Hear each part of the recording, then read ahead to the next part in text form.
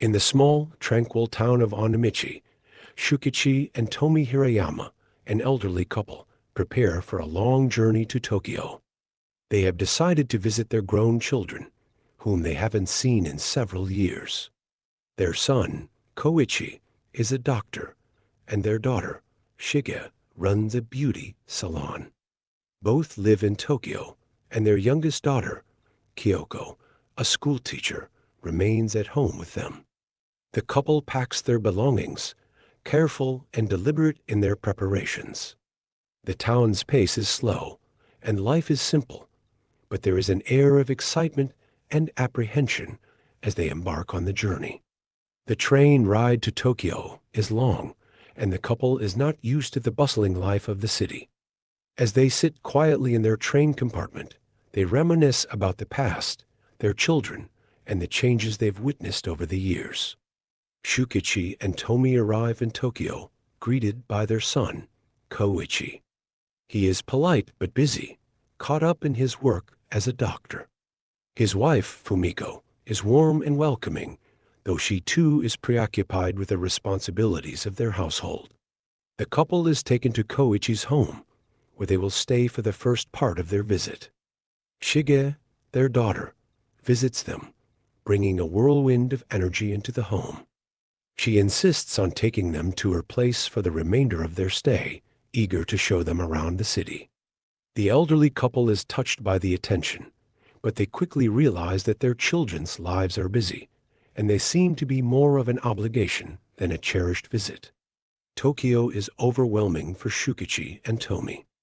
The streets are crowded, the noise constant, and the pace of life far faster than what they are accustomed to. Shige takes them to a spa, a treat she insists will help them relax, but they find it exhausting rather than rejuvenating. The city's comforts are lost on them. What they long for is time with their children, to talk and reconnect. Despite the hustle and bustle, they find moments of peace in the city. They visit temples and parks, sharing quiet moments together, their love for each other evident in the small, unspoken gestures. But even in these serene moments, they feel a growing distance from their children, who seem absorbed in their own lives, too busy to truly connect. One of the highlights of their visit is spending time with Noriko, the widow of their son, Shoji, who died during the war. Unlike their other children, Noriko is unhurried and genuinely pleased to see them. She invites them to her modest apartment, where she serves them tea and listens intently to their stories.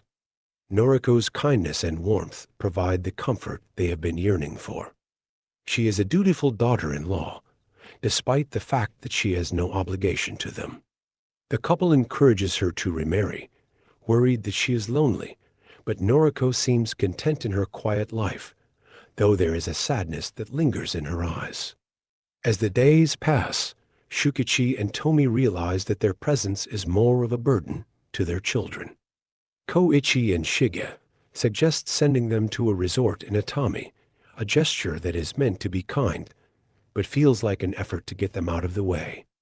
The couple agrees, not wanting to impose, but the trip only reinforces their sense of alienation. At the resort, surrounded by other elderly guests, they feel out of place. The experience is lonely and isolating, a sharp contrast to the warmth they had hoped to find with their children. Tomi falls ill during the trip, a small but ominous sign that all is not well. After their brief stay at the resort, Shukichi and Tomi return to Tokyo, but it is clear that the visit has run its course.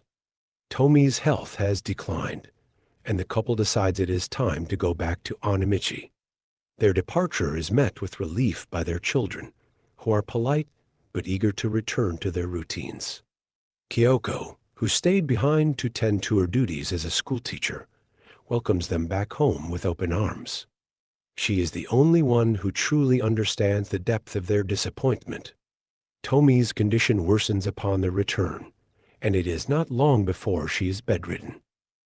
Tomi's illness progresses rapidly, and Shukichi sends word to his children, asking them to come home. Koichi and Shige return, but their visit is brief and perfunctory. They are more concerned with the inconvenience than the gravity of the situation. Noriko, however, comes as soon as she hears the news, her concern genuine and heartfelt. Tomi passes away peacefully, surrounded by her family, but the atmosphere is one of formality rather than grief. Shukichi, though devastated, remains composed. After the funeral, the children quickly return to their lives in Tokyo, leaving Shukichi and Kyoko alone in their grief. In the days following Tomi's death, Shukichi reflects on his life, his children, and the inevitable loneliness of old age. Kyoko expresses her frustration with her siblings, angry at their lack of concern, but Shukichi gently reminds her that this is the way of the world. Children grow up and lead their own lives, often forgetting the sacrifices of their parents. Noriko stays a little longer, offering comfort and companionship. Before she leaves, Shukichi gives her a watch that belonged to Tomi, a small token of appreciation for her kindness.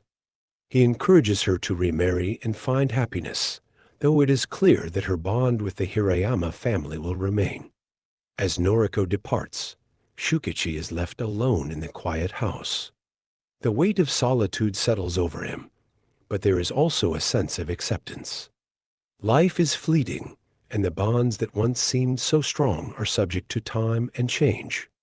The story ends as it began, with Shukichi contemplating the passage of time, his life forever altered by the journey to Tokyo.